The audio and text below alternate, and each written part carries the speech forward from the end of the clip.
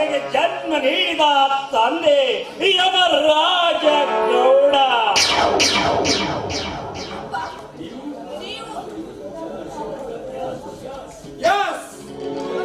ಇವನೇ ನಿನ್ನ ಜನ್ಮದಾತ, ನಾನೇ ನಿನ್ನ ಪ್ರಾಣಕಾಂತ.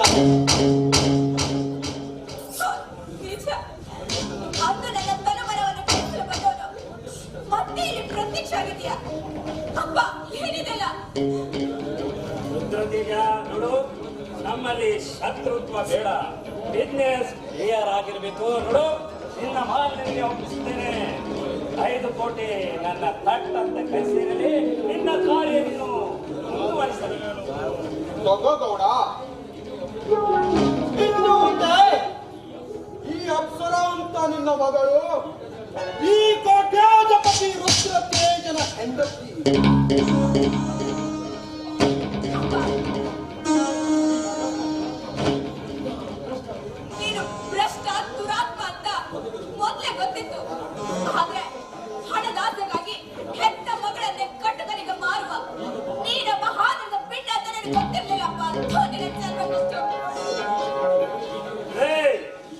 ನೀಚೆ ಹೆಣ್ಣೆ, ನೋಡು, ನೀನು ನನಗೆ ಹುಟ್ಟಿದ್ದಿದ್ದೆ ಆದರೆ ಆ ಸತ್ಯ ಜೀತನೊಂದಿಗೆ ಓಡಿ ಹೋಗುತ್ತಿರಲಿಲ್ಲ, ಆ ಸಮರ್ಥನೊಂದಿಗೆ ನಿಶ್ಚಿತಾರ್ಥ ಮಾಡಿಕೊಡುತ್ತಿರಲಿಲ್ಲ.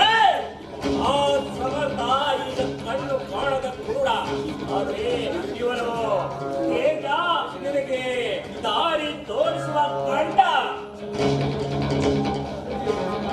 ಗಜಗಾಮಿನಿ, ಟೈಮ್ ವೇಸ್ಟ್ ಮಾಡಬೇಡ. ತಾಯಿ ಕಟ್ಟಿದ ಮೇಲೆ ಶೀಲ ಅರ್ಪಿಸುತ್ತೀಯಾ ಅಥವಾ ಶೀಲ ಅರ್ಪಿಸಿದ ಮೇಲೆ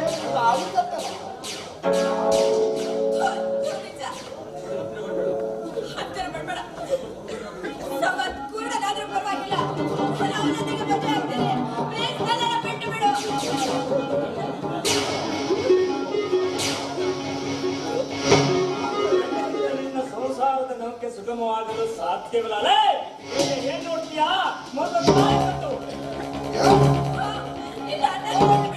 ಮೇಲೆ ಶೀಲ ಅರ್ಪಿಸುವುದು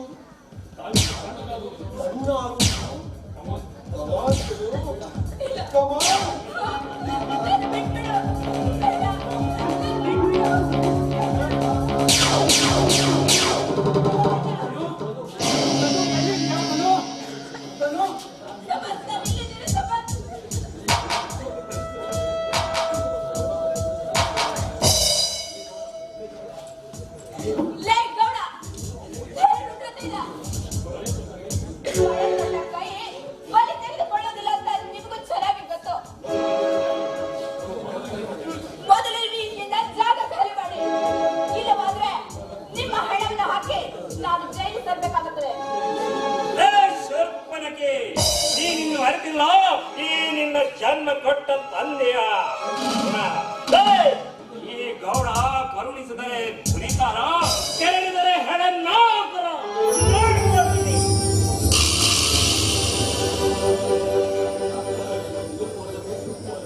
ಲಕ್ಕುವಲ್ಲವೇ ಚಂದ್ರಗ್ರಹಣ ತಪ್ಪಿಸಲು ಎಂದಿಗೂ ಸಾಧ್ಯವಿಲ್ಲ, ಸೂರ್ಯಗ್ರಹಣ ತಪ್ಪಿಸಲು ಯಾರೊಂದಲೂ ಸಾಧ್ಯವಿಲ್ಲ.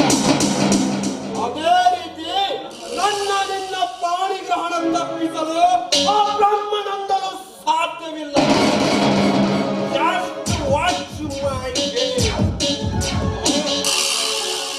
ಪ್ರಾಣಿಗ್ರಹಣ ಅಲ್ಲ ರುದ್ರ ತೇಜ, ಪ್ರಾಣಿಗ್ರಹಣ ಅಲ್ಲ.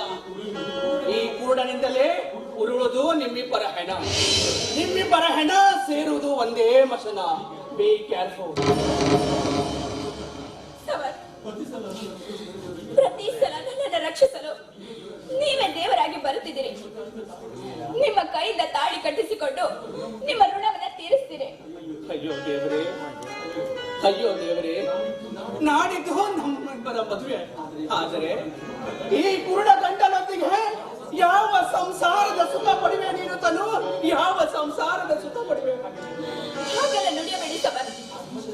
ಈ ದುಷ್ಟ ಸಮಾಜದಲ್ಲಿ ನಿಮ್ಮಂತ ಪುಣ್ಯವಂತರನ್ನು ಪಡೆಯೋದು ನನ್ನ ಪೂರ್ವ ಜನ್ಮದ ಪುಣ್ಯ. ನೋಡಿ, ನಿಮ್ಮನ್ನ ಪತಿಯಾಗಿ ಪಡೆಯೋದು ನನ್ನ ಅದೃಷ್ಟವೇ ಸರಿ. ಹೇಳಿದ್ದಾನೆ. ಬೇಗ ಮನೆಗೆ ಹೋಗೋಣ.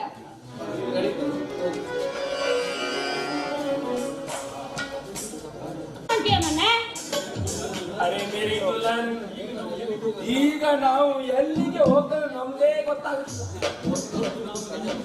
ಇವತ್ತು ನಾನು ನಿಮ್ದು ಕಡೆ ಶಾದಿ ಆಗ್ತಿದ್ದಾವ. ಯಾಕಂದ್ರೆ ನಮ್ದಕ್ಕೆ ಪಿಂಡ, ನಿಮ್ದಕ್ಕೆ ಹೊಟ್ಟೆ ಮೇಲಿದೆ. ಪಿಂಡ ಆಯ್ತು ಗೊತ್ತೈತಿ ನಿಜ. ಆದ್ರೆ ಪೊಲೀಸರಿಗೆ ನಾವು ಮಾಡಿದ್ದೆಲ್ಲ ವ್ಯವಹಾರ ಗೊತ್ತಾಗೈತಿ. ಯಾಕಂದ್ರೆ ನೋಡಿ, ನಾವು ಎಲೆಕ್ಷನ್ ಟೈಮ್ದಾಗ ರೊಕ್ಕ ಅಂತ ತಿಂದಿದ್ವಲ್ಲ, ಪಂಚಾಯತಿ ರೊಕ್ಕ, ಅದು ಗೊತ್ತಾಗೈತಿ. ನಾವು ಡುಪ್ಲಿಕೇಟ್ ರೊಕ್ಕ ಹಂಚಿದ್ದು ಅದು ಗೊತ್ತಾಗೈತಿ. ಆಮೇಲೆ ನಮ್ಮ ಮೇಲೆ ಇಬ್ರು ಮೇಲೆ ಕೇಸ್ ಹಾಕ್ಯಾರಂತ. ಅದಕ್ಕೆ ನಮ್ಗೆ ಹುಡುಕ್ಯಾಡಕ್ ಅಡ್ಡಾಡಕತ್ತಾರ ಪೊಲೀಸರು. ನಿಮ್ದಕ್ಕೂ ಲಪಡ ಹಮ್ಕೋ ಮಾಲೂಮ್ ಹೈ. ಆದ್ರೆ ನಮ್ದಕ್ಕೆ ಏಟು ಕೆಲಸದಿಂದ ಡಿಸ್ಮಿಸ್ ಮಾಡ್ತಿದ್ದಾವ. ನಾವು ಆ ಸ್ಕೂಲ್ ಲಡ್ಕಿ ಜೊತೆ ಡಿಂಗ್ ಡಂಗ್ ಮಾಡಿದಾಗ ರೀಟಾ ಮೇಡಮ್ಗೆ ನಾನು ಏನೇನು ಮಾಡಿದ ಸಾಕು ಮಾಲೂಮ್ ಹೋಗ. ಅದಕ್ಕೆ ನಮ್ಗೆ ಊರಿದ ಜನರು ಎಲ್ಲ ನಮ್ಗೆ ಹಳ್ಳಿಕ್ಕೆ ಬರ್ತಿದ್ದಾವ. ಅದ್ಲ ಏನ್ ಹರಾಮಿ ಮನುಷ್ಯ ಅದಿ ಮಾರಾಯ. ನಿನ್ನ ನಂಬ್ಕೊಂಡ ಪಾಪ ಮಾಡ್ಕೊಂಡು ಗಂಡನ್ ಸಹಿತ ಮೋಸ ಮಾಡಿಬಿಟ್ರಲ್ಲ ಅಂತೀನಿ. ಅರೆ ಮೇರಿ ಪ್ಯಾರಿ ದುಲ್ಹನ್, ನಿಂದಕ್ಕೆ ಯಾಕೆ ಟೆನ್ಷನ್ ಮಾಡ್ಕೊಳ್ತಿದ್ದಾವ? ಈಗ ನಾವು ನಿಮ್ಗೆ ಬಹಳ ಈಗ ನೀವು ಮತ್ತು ದುಬೈಗೆ ಹೋಗಿ ಅಲ್ಲೇ ಶಾದಿ ಮಾಡ್ಕೊ ಆರಾಮ. समझी क्या नहीं? ಏ ಬಿಕ್ನಾಸ್ ಅಬ್ದುಲ್ಲಾ, ಮನೆ ಹಾಳು ಅಬ್ದುಲ್ಲಾ, ಯಾಕೆ ಮರ್ಯಾದೆ ನನ್ನ ಹೆಂಡತಿ ಜೊತೆ ಸಂಸಾರ ಮಾಡ್ತೀಯ?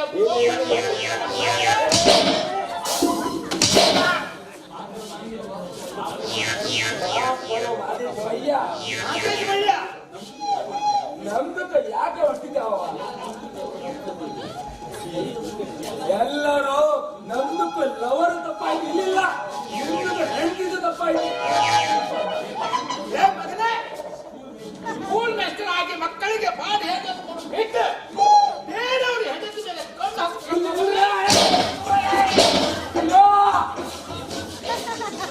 ಎಷ್ಟು ತಿಂಗಳಿಂದ ಸುಮ್ಮನೆ ಇಬ್ಬರು ಬೇಗ ಬಿಡ್ರಿ ಯಾಕೆ ಅವ್ರ ರೀತಿ ಹೊಡಿತೀರಿ? ಇದ್ರ ಅವ್ರಿಗೊಬ್ಬರದ ತಪ್ಪಿಲ್ಲ. ತಡ್ತೀರಿ, ನಂದು ತಪ್ಪೈತಿ. ಪಾಪ ಮಗು ಆಸೆ ಸಲುವಾಗಿ ಅವ್ನ ಸಂಘ ಮಾಡಿದ್ದು ಖರೆ.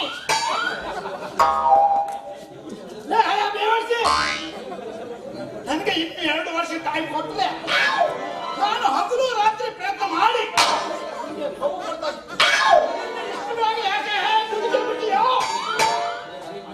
ಹೇ ಮಹಾದೇಶ್ ಭಯ್ಯ, ನಮ್ದಕ್ಕೆ ಹಗಲು ರಾತ್ರಿ ಕಷ್ಟಪಟ್ಟು ನಿಮ್ದಕ್ಕೆ ಹೆಂಡತಿಗೂ ಒಂದು ಗಿಫ್ಟ್ ಕಟ್ಟಿದ್ದಾವ. ಅದಕ್ಕೆ ನಿಮ್ದು ಹೆಂಡತಿದು ಅರ್ಧ ಪಾಲು ನಮ್ದು ಕೈ.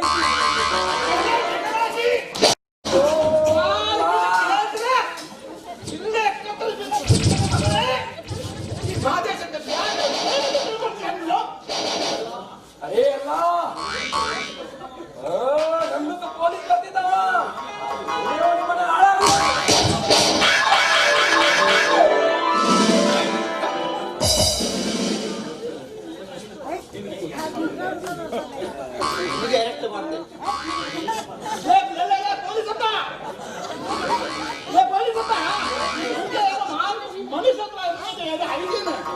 ಹುಣ್ಣಿಗೆ ಹೇಳ್ಕೊಂಡು ಹೋದಾಗ ಹೋಗ್ತೀಯಲ್ಲ, ಆಕಿ ನನ್ನ ಹೆಂಡತಿ ಬಿಟ್ಟು ಅವನನ್ನ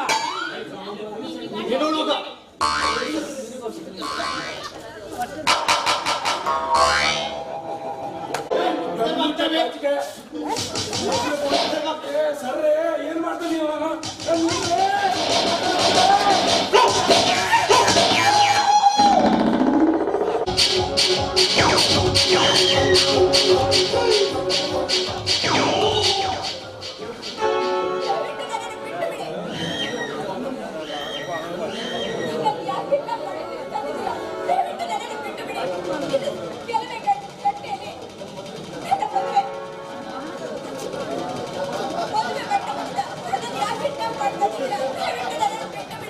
ನಾನೇ ನಿನ್ನ ಅಪಹರಣದ ಪ್ರಧಾನ ಕಟ್ಟಲು ಬಂದ ಈ ವಿದುರ. ಅದೆಂದಿಗೂ ಸಾಧ್ಯವಿಲ್ಲ. ಇನ್ನು ಕೆಲವೇ ಗಳಿಗೆಯಲ್ಲಿ ನಾನು ಸಮರ್ಥನಿಗೆ ಮದುವೆ ಆಗುತ್ತೇನೆ. ಅಲ್ಲಿ ನಮ್ಮನ್ನು ಆಶೀರ್ವದಿಸಲು ಸಾವಿರಾರು ಜನ ಬಂದಿದ್ದಾರೆ. ನೀನಿಲ್ಲಿ ಬಲವಂತವಾಗಿ ನನ್ನನ್ನು ತಾಳಿ ಕಟ್ಟಲು ಸಾಧ್ಯವಿಲ್ಲ. ಬಟ್ ನನ್ನ ನಸಲಿನಲ್ಲಿ ನಾನೇ ನಿನ್ನ ಗಂಡ ಅಂತ ಆ ವಿಧಿ ಬರೆದಿರುವಾಗ ಯಾರೆಂದು ಏನು ಮಾಡಲು ಸಾಧ್ಯವಿಲ್ಲ. ಯಾರಿಂದ ಏನು ಮಾಡಲು ಸಾಧ್ಯವಿಲ್ಲ. ಆದ್ರೆ ವಿದುರನಿಂದ ತಾಳಿ ಕಟ್ಟಿಸಿಕೊಂಡು ನಿನ್ನಿಂದ ಮದುವೆ ಆಗುತ್ತೇನೆ ಅಂತ ಆ ಬ್ರಹ್ಮ ಕೂಡ ಬರ್ಲಿಲ್ಲ. ಯಸ್, ಆ ಬ್ರಹ್ಮದೇವರ ಬ್ರಹ್ಮದೇವಿ ಹರಿಸಲೆಂದು ಕಟ್ಟಿಕೊಂಡ ಹೆಂಡತಿಯನ್ನು ಯಜ್ಞಕ್ಕೆ ಸಾಯಿಸಿದೆ. ನಾನು ಬಯಸಿದ ನನ್ನ ತನುವಿಗೆ ತಾಳಿ ಕಟ್ಟಲು ಮದುಮಗನಾಗಿ ಮಾಡಿದ್ದೆ.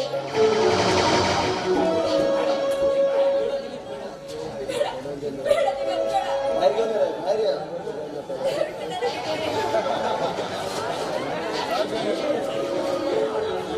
ಏನು ಮಾಡಬೇಕದು ಅಗ್ನಿ ಸಾಕ್ಷಿಯಾಗಿ ಹೇಳ್ತೇನೆ.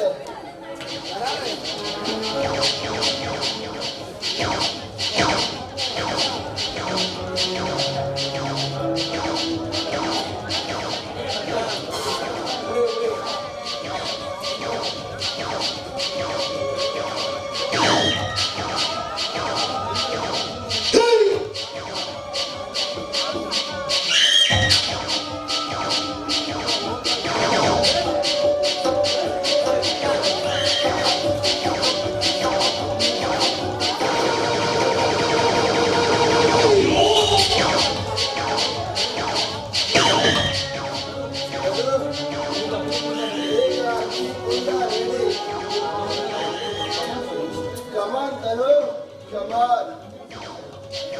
ಕಣ್ಣೀರು ಸುರಿಸಬೇಡ. ಕೇವಲ 3 ಗಂಟು ಬೇಸ್. ಅದೇನ್ ಮಾಡ್ಬೇಡ.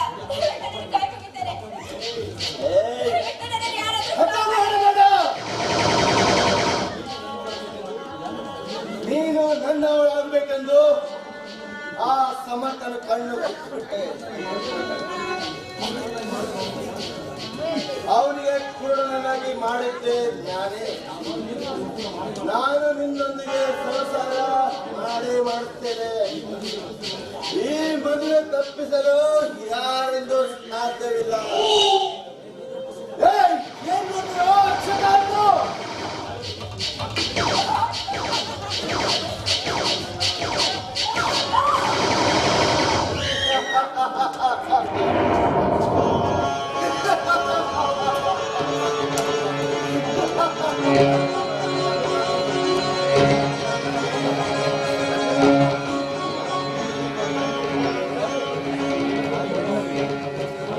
ಅಯ್ಯೋ ಪಾಪಿ, ಬಲವಂತವಾಗಿ ನನಗೆ ತಾಳಿ ಕಟ್ಟಿಬಿಟ್ಟಲ್ಲ. ನನ್ನ ಸಂಸಾರದ ಈ ನೌಕೆಯನ್ನ ಮುಳುಗಿಸಿಬಿಟ್ಟಲ್ಲ. ನಾನೀಗ ಈ ಸಮಾಜದಲ್ಲಿ ಹೇಗೆ ಬದುಕಲಿ? ನಿಜ, ನೀನು ಅಗ್ನಿ ಸಾಕ್ಷಿಯಾಗಿ ತಾಳಿ ಕಟ್ಟಿದ್ರು ಕೂಡ ನನ್ನ ಮನೆ ಸಾಕ್ಷಿಯಾಗಿ ತಾಳಿ ಕಟ್ಟಿಲ್ಲ. ಮುಂದೆ ನೀನ್ ನನ್ನ ಕೈಯಾರೆ ನಿನ್ನ ಬಾಳಿಗೆ ನೇಣು ಹಗ್ಗವನ್ನ ಹಾಕಿ ನೀ ಕಟ್ಟಿದ ಈ ತಾಳಿಯನ್ನ ಬಿಚ್ಚುತ್ತೇನೆ. ವೆರಿ ಗುಡ್ ಅರ್ಧಾಂಗಿ, ವೆರಿ ಗುಡ್. ಈ ಹಠವಾದಿಯ ಚಟ ತೀರಿದ ಮೇಲೆ ಬದುಕುವ ಆಸೆ ನನಗಿಲ್ಲ ಮಹುದಾಂಗಿ.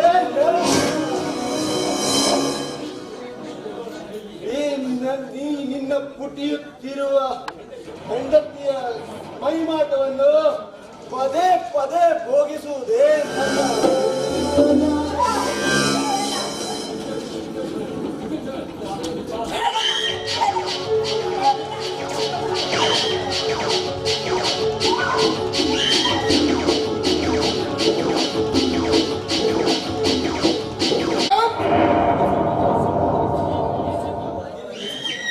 ACP ಜಯವರ್ಧನ ಕಣ್ಣು ತಪ್ಪಿಸಿ ಭೂಮಂಡಲದಲ್ಲಿ ಮಾತ್ರವಲ್ಲ ಮೇಘ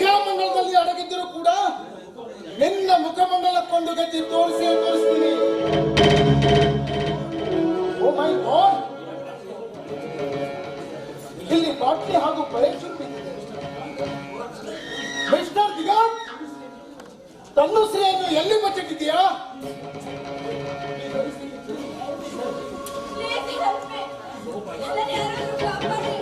ಓ ಮೈ ಗಾಡ್,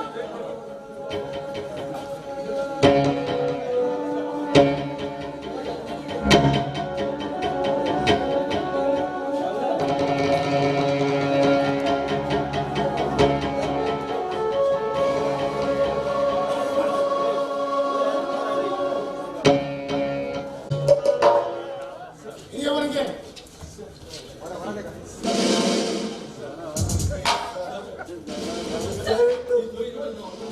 ಈ ದ್ರೋಹಿ ನನ್ನನ್ನು ಅಪಹರಿಸಿ ಬಲವಂತವಾಗಿ ನನ್ನನ್ನು ತಾಳಿ ಕಟ್ಟಿಸಿಕೊಂಡು ನನ್ನ ಶರೀರವನ್ನು ಸರ್ವನಾಶ ಮಾಡಿ ಸಮಾಧಾನ ತಂದುಕೊ ತಂಗಿ. ಈ ಸಮಾಜದಲ್ಲಿ ಕುಡುಕರನ್ನು ನಂಬಬಹುದು, ಹುಚ್ಚರನ್ನು ನಂಬಬಹುದು, ಆದರೆ ಇಂಥ ನಯವಂಚಕರನ್ನು ನಂಬುವುದು ತುಂಬಾ ಅಪಾಯಕಾರಿ. ಕ್ಷಮಿಸಿ ಸರ್, ನನ್ನಂತ ದುಷ್ಟ ದ್ರೋಹಿ ಈ ಪ್ರಪಂಚದಲ್ಲಿ ಇಲ್ಲಿ ಯಾರು ಇಲ್ಲ. ಪ್ರೀತಿಸಿದ ಇವಳಿಗೆ ನಾನು ಮೋಸ ಮಾಡುತ್ತಿದ್ದೇನೆ. ವರದಕ್ಷಿಣೆ ಹಕ್ಕಾಗಿ ನನ್ನ ಹೆಂಡತಿಯನ್ನೇ ಬೆಂಕಿ ಹಚ್ಚಿ ಸಾಯಿಸಿಬಿಟ್ಟೆ. ನನ್ನ ಸ್ವಾರ್ಥಕ್ಕಾಗಿ ಪುಣ್ಯಾತ್ಮ ಸಮರ್ಥನ ಕಣ್ಣು ಗೆದ್ದೆ ಕೊಡನನ್ನಾಗಿ ನಾವು ಮಾಡಿಬಿಟ್ಟೆ. ಈಗ ಇಂಥ ದೇವತೆಯನ್ನು ಅಪಹರಿಸಿ ಬಲವಂತವಾಗಿ ತಾಳಿ ಕಟ್ಟಿ ಶೀಲ ಕೆಡಿಸಿ ಬದುಕನ್ನೇ ನಾಶ ಮಾಡಿಬಿಟ್ಟೆ. ಮಿಸ್ಟರ್ ದಿಗಾಂತ್, ಹುದ್ದೆಯಲ್ಲಿ ನೀನೊಬ್ಬ ಸಾಫ್ಟ್ವೇರ್ ಇಂಜಿನಿಯರ್, ಆದರೆ ಸಂಸಾರದ ಈ ಗೊತ್ತಿಲ್ಲದ ದಡ್ಡ ನೀವು. So your story you are under arrest. Tanushree, ನೀನು ಬೇಗನೆ ಮನೆಗೆ ಹೋಗಿ. ಸತ್ಯನನ್ನು ಹಾಸ್ಪಿಟಲ್ ನಲ್ಲಿ ಅಡ್ಮಿಟ್ ಮಾಡಿದ್ದಾನೆ. ಅವಳ ಪರಿಸ್ಥಿತಿ ತುಂಬಾ ಚಿಂತಾಜನಕವಾಗಿದೆ. ಮಿಸ್ಟರ್ ದಿಗಾಂತ್, ನಡೆ ಸ್ಟೇಷನ್ಗೆ. ನಾನು ಹೋಗ್ತೇನೆ. ಅಯ್ಯೋ ಪರಮಾತ್ಮ, ಈ ಸ್ಥಿತಿಯಲ್ಲಿ ನಾನು ನನ್ನ ಅಣ್ಣನಿಗೆ ಹೇಗೆ ಮುಖ ಕಾಣಿಸಲಿ? ದೇವ, ಅಣ್ಣನ ರಕ್ತ ಹೀರು ಬದಲು ನನ್ನನ್ನ ಸಾಯಿಸಿದ್ರೆ ಏನಾಗ್ತಿತ್ತು ದೇವ?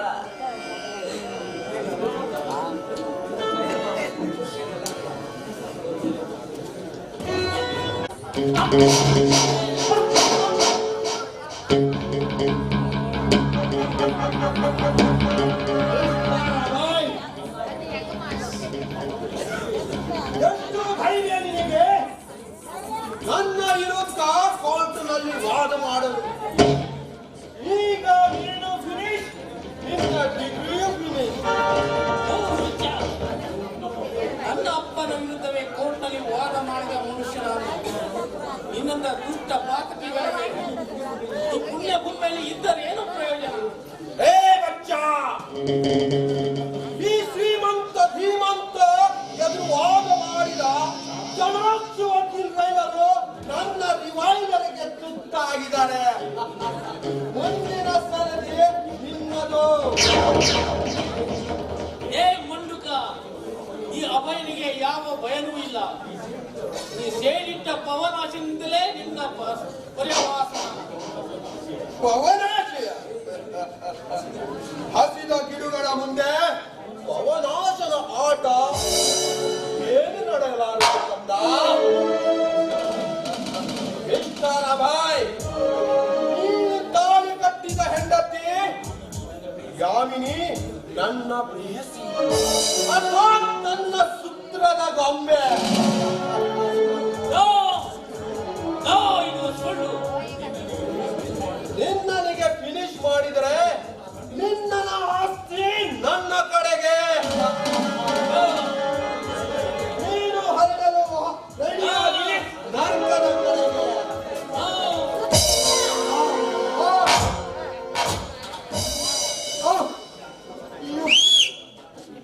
ಯಾಮಿನಿ,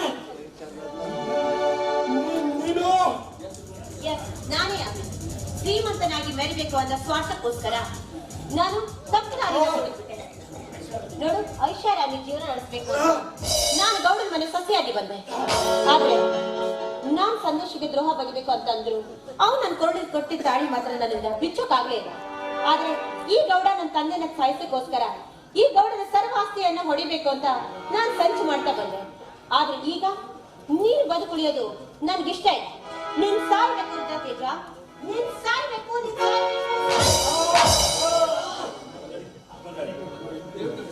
ದಯವಿಟ್ಟು ನನ್ನನ್ನು ಕ್ಷಮಿಸು.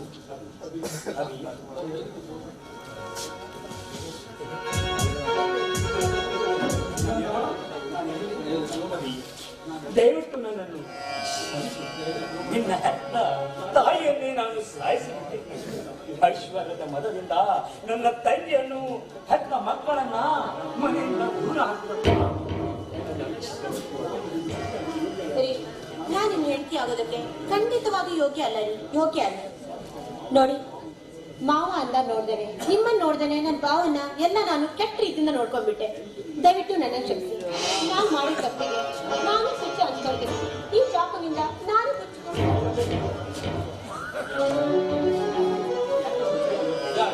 ಯಾಕೆ ಹುಚ್ಚ ಹಾಗೆ ಮಾಡ್ತೀರಾ? ಇಷ್ಟು ದಿನ ನಾವು ತಾಳಿ ಕಟ್ಟಿದ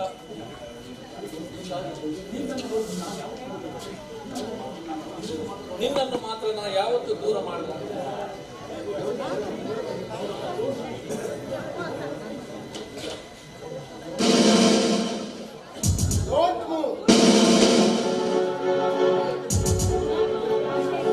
ರುದ್ರ ತೇಜನನ್ನು ಬಲಿ ತೆಗೆದುಕೊಂಡಿದ್ದಕ್ಕೆ ನಿನ್ನನ್ನು ಅರೆಸ್ಟ್ ಮಾಡ್ತಾ ಇದ್ದೀನಿ. ಈ ಕೊಲೆ ನಾ ಮಾಡಿದ್ದೇನೆ. ಇಲ್ಲ ಸರ್, ನನ್ನ ಮಗನನ್ನ ಸಾಯಿಸಲು ಹೊರಟಿದ್ದ ನಾನೇ ಇವನನ್ನ ಚಾಕುವಿಂದ ಸಾಯಿಸಿದ್ದೆ. ನನ್ನನ್ನು ಅರೆಸ್ಟ್ ಮಾಡಿದ್ದೆ. ಚಾಕು ಯಾರ ಕೈಲಿ ಇತ್ತು ಅಂತ ನನಗೆ ಚೆನ್ನಾಗಿ ಗೊತ್ತು. ಜನ್ಮ ಕೊಟ್ಟ ತಂದೆ ಅಂತ ಇವನಿಗೆ ರಕ್ಷಿಸಲು ಹೋಗಬೇಕು. ಈತ ದೇಶದ ಸಂಪತ್ತನ್ನೇ ಲೂಟಿಗೆದು ಅನೇಕ ಜನರ ಪ್ರಾಣ ತೆಗೆದಿದ್ದಾನೆ. ಇಂಥವನಿಗೆ ಗಲ್ಲು ಶಿಕ್ಷೆ ನೀಡಿದರೆ ಮಾತ್ರ ನಮ್ಮ ದೇಶ ಉದ್ಧಾರವಾಗಲು ಸಾಧ್ಯ. ಬಿಸಿ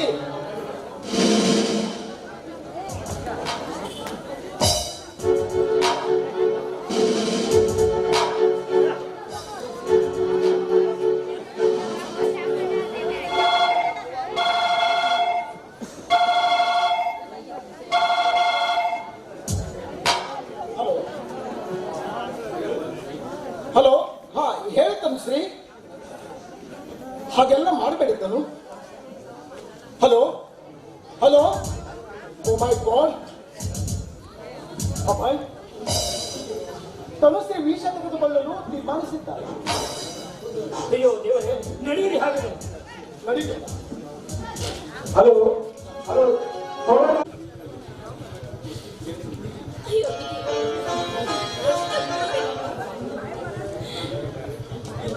ನಾವೇನ್ ತಪ್ಪಾಡಿದೀವಂತ ಈ ಅಣ್ಣ ತಂಗಿಯರ ಬದುಕಿಗೆ ಕೊಳ್ಳೆ ಇಟ್ಟು ಬಿಟ್ಟೆ. ಅಣ್ಣ ಮೊಳಗಳ ಸಾವು ಬದುಕಿನ ಮಧ್ಯೆ ಹೋರಾಡ್ತಾ ಇದ್ದಾನೆ. ವಿದುರನಿಂದ ತಾಳಿ ಕಟ್ಟಿಸಿಕೊಂಡು ಶೀಲ ಕಳೆದುಕೊಂಡು ಅಣ್ಣನ ಒಡಲನ್ನು ಒಡೆದು ಬಿಟ್ಟೆ. ಸಮರ್ಥನ ಬಾಳಿಗೆ ಕೊಳ್ಳೆ ಇಟ್ಟು ಬಿಟ್ಟೆ. ನಾನೀಗ ಈ ಭೂಮಿ ಮೇಲೆ ಬದುಕಿರಲಾರೆ. ಸಂತೋಷದಿಂದ ವಿಷ ಸೇವಿಸಿಕೊಂಡು ಅಣ್ಣನಿಗಿಂತ ಮುಂಚೆ ವಿಧಿಯ ಆಸೆ ಪೂರೈಸುವೆ.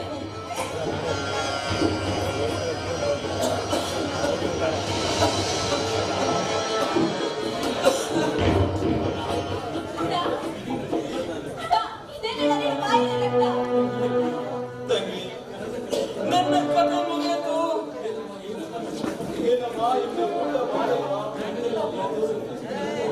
ನರದೆಲ್ಲ ಮರೆತು ಸಂತೋಷದಿಂದ ಊಟ ಮಾಡಮ್ಮ. ಸಂತೋಷದಿಂದ ಹೇಗಣ್ಣ ನಾನು ಊಟ ಮಾಡಲಿ? ನಿನ್ನ ತಂಗಿಯ ಕನಸು ಮಣ್ಣ ಪಾಲಾಗಿ ಹೋಯ್ತಣ್ಣ. ಕೊನೆಗೂ ಈ ನಿನ್ನ ತಂಗಿ ಸಂಸಾರದ ನೌಕೆಯನ್ನ ನೋಡಲಿಲ್ಲ ಅಣ್ಣ, ನೋಡಲಿಲ್ಲ. ಏ ಉಚ್ಚಿ, ಯಾಕೆ ಹೇಳ್ತೀಯ? ಅದೆಲ್ಲ ನಮ್ಮ ಹಣೆ ಬರ. ಮೊದಲು ಊಟ ಮಾಡು. ಅಣ್ಣ ನಿನ್ನ ಕೈಯಾರೆ ಊಟ ಮಾಡಿದೆ ತುಂಬಾ ದಿನ ಆತಣ್ಣ. ನೀನೇ ಊಟ ಮಾಡ್ಸಣ್ಣ.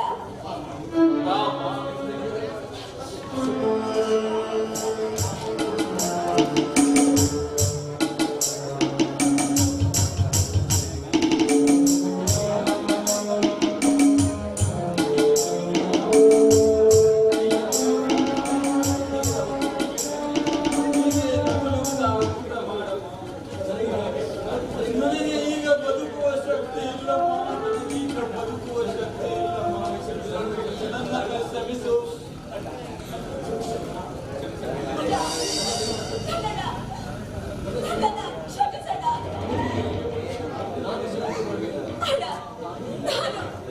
ನಿನಗಿಂತ ಮುಂಚೆ ಬರ್ಬೇಕಂತ ಈ ಅನ್ನದಲ್ಲಿ ವಿಷ ಬೆರೆಸಿದ್ದೀನಿ ಅಣ್ಣ. ಎಂತ ಕೆಲಸ ಮಾಡಿಬಿಟ್ಟಿ, ನನ್ನ ಕೈಯಾರೆ ಕೈಗೆ ವಿಷ ಉಳಿಸಿ. ಅಯ್ಯೋ ದೇವರೇ, ಕೆಲಸ ಮಾಡಿ. ಅಣ್ಣ, ಅಳ್ಬೇಡಣ್ಣ, ಅಳ್ಬೇಡ. ಮುಂದಿನ ಜನ್ಮ ಅಂತಂದ್ರೆ ಮತ್ತೆ ನಾವಿಬ್ಬರು ಹುಟ್ಟಿ ಬರೋಣ. ಬೇಡ ತಂಗಿ, ಬೇಡ, ನನ್ನನ್ನು ಬಿಟ್ಟು ಹೋಗಬೇಡ, ನನ್ನನ್ನು ಬಿಟ್ಟು ಹೋಗಬೇಡ ತಂಗಿ, ತಂಗಿ.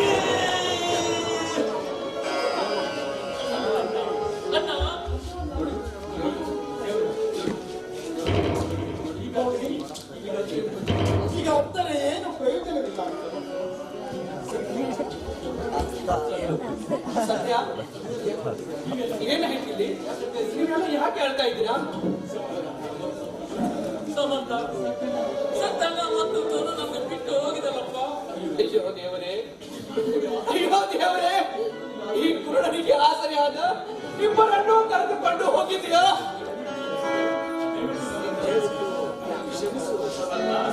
ಈ ಸಾವಿಗೆ ನಾನೇ ಕಾರಣ.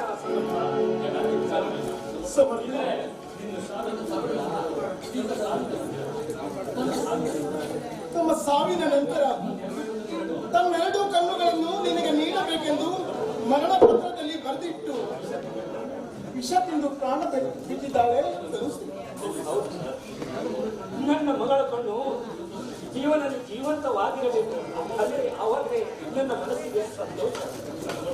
ಹೌದು, ಇನ್ನು ಮುಂದೆ ನೀವು ಒಂಟಿಯಲ್ಲ, ನಿಮ್ ಜೊತೆ ಯಾವಾಗಲೂ ನಾವೆಲ್ಲ ಇದ್ದೀವಿ. ಸಮರ್ಥ, ನೀವು ಕಣ್ಣೀರಿನಲ್ಲಿ ದಿನ ಕಳೆದರೆ ಸತ್ತವರ ಆತ್ಮಕ್ಕೆ ಶಾಂತಿ ಸಿಗಲ್ಲ. ಇನ್ನು ಮುಂದೆ ನೀವು ನೆಮ್ಮದಿಯಿಂದ ಬರುತ್ತೀರಿ. ನಡೆಯೋಣ.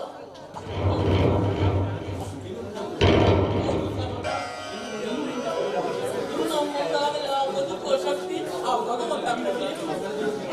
ಆ ದೇವರಲ್ಲಿ ಬೇಡಿ